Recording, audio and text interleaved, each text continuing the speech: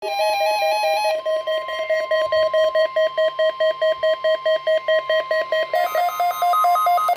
National Weather Service in San Diego has issued a required weekly test for the following areas in extreme southwestern California: Orange County, Riverside County, San Bernardino County, San Diego County, and the coastal waters from San Mateo Point to the Mexican border and out 60 nautical miles, including San Clemente Island. A test signal was broadcast to test the public warning system. The test is normally conducted between 10 a.m. and noon each Wednesday, weather permitting.